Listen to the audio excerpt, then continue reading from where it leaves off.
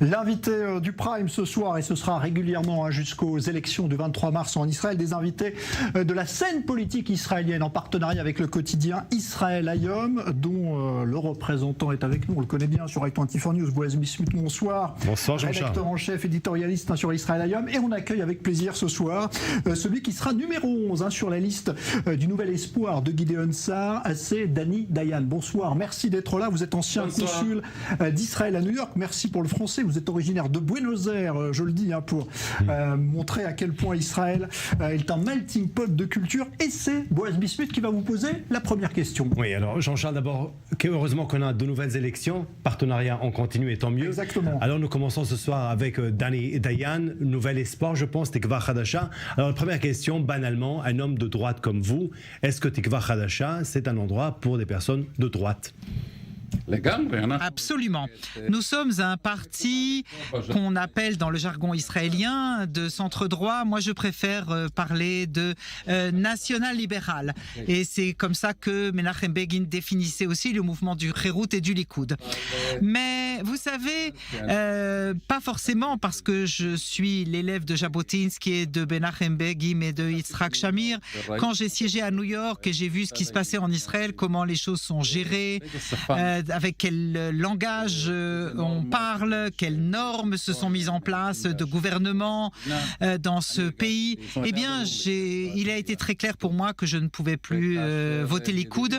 Et quand mon ami Gideon Sa'ar a créé son parti Nouvel Espoir, eh bien, ma pensée a été très simple. C'est bien, maintenant j'ai pour qui voter.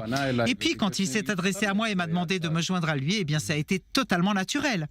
Alors, ce soir, Benjamin Netanyahou a dit on a une occasion unique de former pour les prochaines élections un vrai gouvernement de droite.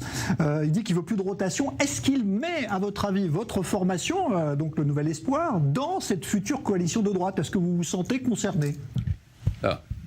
Non, Nouvel Espoir est là pour remplacer le gouvernement actuel de Benjamin Netanyahou. Gideon Sa'ar vient pour être Premier ministre d'Israël à la place de Benjamin Netanyahou. Et nous pensons, et je pense que c'est tout à fait malhonnête de dire ou de faire autre chose. C'est comme si vous demandiez à Joe Biden si Donald Trump l'avait emporté, est-ce qu'il aurait été prêt à être son ministre des Affaires étrangères dans son cabinet? Mais bien sûr que non. Et donc nous pensons que ça n'est pas sain non plus pour Israël que Benjamin Netanyahou, après 13 ans de gouvernement suivi, continue en fonction. Et donc, ça n'est pas une option de notre point de vue. Mais il faut rappeler aussi que Benjamin Netanyahou, avant chaque élection, parle de gouvernement de droite. Mais rappelons-nous, Yair Lapid a été ministre des Finances chez Netanyahou, Avi Nissencord a été ministre de la Justice chez Netanyahou, Tzipi Livni a été la ministre de la Justice chez Netanyahou et même Ehud Barak a été le ministre de la Défense chez Netanyahou. Donc, les promesses de Netanyahou avant les élections, je propose de les prendre avec beaucoup de prudence et scepticisme. Vous avez évoqué Biden, vous avez évoqué les États-Unis, Israël, le système politique est très très différent, vous le savez mieux que moi. Alors, Netanyahou peut-être n'a pas tenu ses promesses, on s'est retrouvé peut-être avec des personnalités centre-gauche au sein de son gouvernement. Alors là, une question très concrète. Vous savez, en Israël, on a besoin quand même de 61 pour former un gouvernement. Demain, vous avez la possibilité, vous, votre parti, de soit mettre Netanyahou, continuer comme Premier ministre, soit Yair Lapid. Quel serait votre choix ? Eh bien, nous choisirons la troisième option, un gouvernement avec Gideon Sa'ar à sa tête. Si Netanyahou peut composer un gouvernement sans nous, avec 61 députés, avec les autres partis ultra-orthodoxes et Smotrich, Ben Gvir et peut-être aussi Mahmoud Abbas. Mansour, excusez-moi l'erreur, Mahmoud Mansour. Et il le fera. Et nous servirons l'État d'Israël dans l'opposition. Et sinon, la seule possibilité, c'est un Premier ministre qui sera Gideon Sa'ar.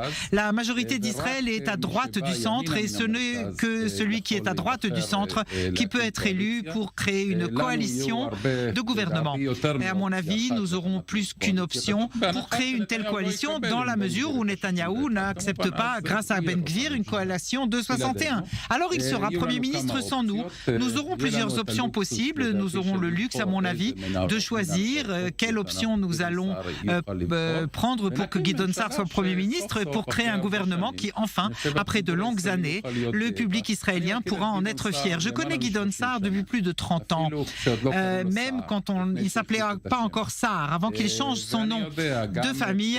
Et non, c'était en Israël. Son père est argentin, c'est exact. Sa mère est de Bukhara. Et je l'ai connu en Israël. Il était encore lycéen. Il était président des jeunes Tria Renouveau. Et donc, j'ai dès l'époque décelé sa profondeur intellectuelle, ses capacités de leadership et surtout, le plus important, son honnêteté. Désolé pour la question un peu personnelle, mais c'est comme ça. Là, je vois que pour vous, c'est pas naturel de dire Netanyahou comme un premier choix. Si on a besoin d'un partenaire entre Lapid et Netanyahou, vous êtes quand même quelqu'un de droite. Finalement, vous étiez consul général, vous étiez une nomination du Premier ministre Netanyahou, un des plus beaux postes au ministère des Affaires étrangères d'Israël. Est-ce qu'il n'y a pas un petit peu un côté un petit peu ingrat de votre côté ? Écoutez, je vais vous raconter deux choses. Quand j'ai été nommé à mes fonctions à cause du fait que j'étais le président du Conseil de Judée et Samarie et des habitants des implantations, il y a eu une opposition de ma nomination et j'ai demandé au Premier ministre d'écrire, mon Premier ministre m'a demandé à l'époque d'écrire un article en anglais où je soutiens la version de 2 États pour 2 peuples et j'ai refusé à l'époque. Je lui ai dit, vous voulez pas me nommer, c'est pas mon problème, mais ma conscience ne peut pas faire partie de l'accord que nous aurons.